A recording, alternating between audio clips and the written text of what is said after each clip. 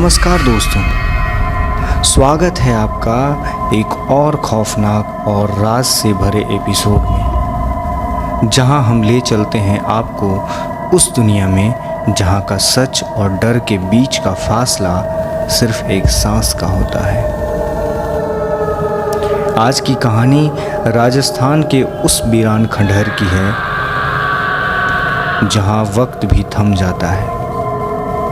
भानगढ़ का किला। यह किला अपनी खामोशी में छुपाए रखता है कुछ ऐसे राज जिन्हें सुनने के बाद शायद आप भी चुप रहना बेहतर समझेंगे। तो आइए, लाइट्स बंद कीजिए और सांसों को थाम लीजिए और चलिए शुरू करते हैं आज का ये सफ़र, भानगढ़ की रहस्यमयी रात। भानगढ़ का किला राजस्थान का वह खंडहर है जो अपनी खूबसूरती के साथ साथ अपने खौफनाक किस्सों के लिए भी मशहूर है। लोग कहते हैं यहाँ रात के बाद कोई नहीं रुकता, पर आज हम आपको एक ऐसी कहानी सुनाने जा रहे हैं जो न कभी लिखी गई न कभी किसी ने सुनाई। यह कहानी है ऐसी घटना की जिसे लोगों ने चुप रहकर भुला देना बेहतर समझा। यह बात 2 साल पहले की है, जब एक छोटी सी डॉक्यूमेंट्री फिल्म बनाने वाली टीम भानगढ़ किले के अंदर रात भर रहकर उसकी असलियत को समझने का फैसला करती है। टीम में 3 लोग थे। समीर एक एम्बिशियस डायरेक्टर था, नेहा उसकी कैमरामैन थी और विक्रम जो हिस्टोरियन था। और भानगढ़ के पुराने किस्सों को वो अच्छे से जानता था। उसका मकसद था कि किले के उस हिस्से को एक्सप्लोर किया जाए जहां आमतौर पर कोई आता जाता नहीं। चुड़ैलों का महल, जिसके बारे में कहते हैं कि वहां एक श्राप बसा है। शाम के 6 बजे टीम भानगढ़ के दरवाजे पर पहुंचती है। वहाँ का चौकीदार रोकते हुए कहता है कि बाबूजी, यह जगह रात को इंसानों के लिए नहीं है। जो भी अंदर गया उसकी रूह वापस तक नहीं आई। समीर हंसकर बात को टाल देता है और चौकीदार को कुछ पैसे देकर अंदर चला जाता है। अंदर का मंजर बिल्कुल अलग था। खामोशी ऐसी थी कि अपनी सांसें भी गूंज रही थी। नेहा का कैमरा हर कोने को कैप्चर कर रहा था। टूटी फूटी दीवारें, पुराने झरोखे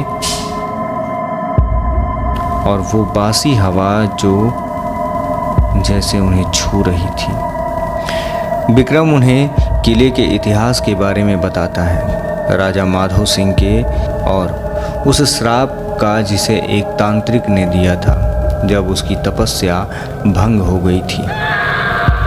रात के 10 बज चुके थे जब टीम चुड़ैलों के महल के दरवाजे पर पहुंच चुकी थी। दरवाज़ा पुराना लोहे का था और उस पर कुछ अजीब से निशान थे, जैसे किसी ने उन्हें किसी तीखे औजार से बनाया था। समीर के कहने पर विक्रम दरवाज़ा खोलता है। अंदर का मंजर उनके होश उड़ा देने वाला था। महल के अंदर एक बड़ा सा हॉल था जिसका छत खुला हुआ था और चांद की रोशनी सीधे ज़मीन पर पड़ रही थी। ज़मीन पर एक अजीब सा चक्र बना हुआ था, जैसे कोई तांत्रिक विद्या का हिस्सा हो। नेहा का कैमरा अचानक बंद हो जाता है और उसकी बैटरी जो अभी फुल थी एकदम से ख़त्म हो जाती है। नेहा घबराते हुए बोलती है कि समीर, ये क्या हो रहा है? मेरा कैमरा, ये तो अभी चार्ज किया था मैंने। समीर उसे शांत रहने को कहता है, पर उसकी आवाज़ में भी एक हल्का सा डर झलक रहा था। विक्रम जो इतिहास का जानकार था, उस चक्र को देखकर बोलता है, ये कोई साधारण निशान नहीं है, ये तांत्रिक विद्या का हिस्सा है और हमें यहाँ से निकलना चाहिए। पर समीर जिद करता है और कहता है कि डॉक्यूमेंट्री के लिए कुछ फुटेज तो चाहिए ही। वो अपना फ़ोन निकाल कर वीडियो रिकॉर्ड करना शुरू कर देता है।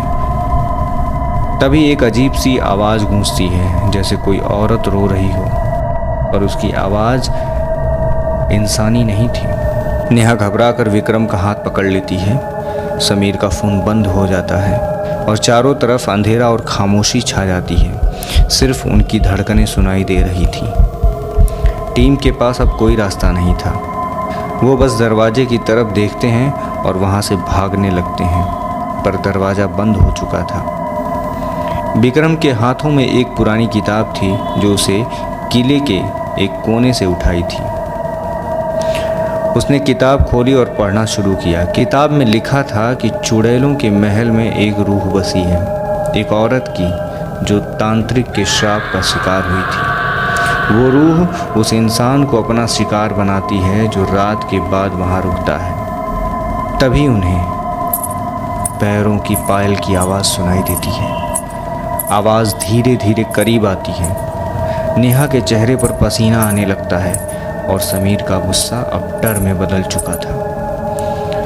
विक्रम किताब में एक मंत्र पढ़ता है जो श्राप को शांत करने के लिए था, पर जैसे ही वो मंत्र पढ़ना शुरू करता है, आवाज़ तेज हो जाती है और पायल की छन छन अब चिल्लाहट सी लगने लगती है।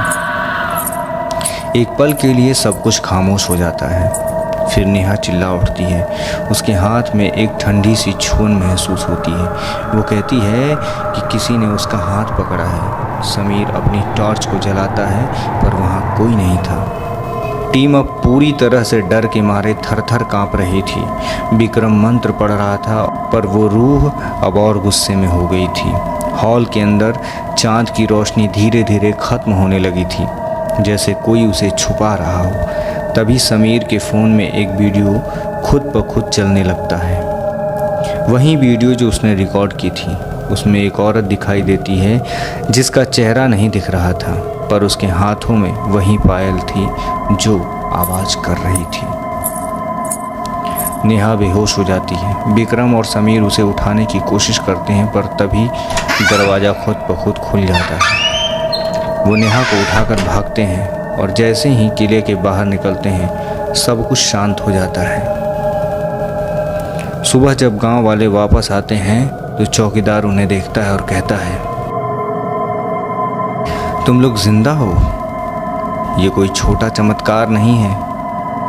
टीम अपना फुटेज चेक करती है, पर सब खाली है। न कोई वीडियो, न कोई आवाज़। बस नेहा के हाथों पर कुछ निशान थे, जैसे किसी ने उसे ज़ोर से पकड़ा हो। उस रात के बाद वो टीम कभी भानगढ़ वापस नहीं गई। उन्होंने अपनी डॉक्यूमेंट्री का प्लान छोड़ दिया और उस घटना के बारे में कभी किसी से कुछ नहीं कहा। लोग कहते हैं कि चुड़ैलों का महल अब भी वहीं है और उसकी रूह अब भी इंतज़ार करती है अगले शिकार का। तो दोस्तों, भानगढ़ के राज आज भी राज हैं। क्या वो श्राप सच था या टीम का वहम, यह आप खुद तय करेंगे। पर एक बात याद रखिएगा, कुछ राज छुपाए ही रखना बेहतर होता है। मिलते हैं अगले एपिसोड में एक नए डर के साथ।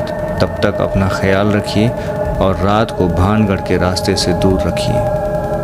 धन्यवाद।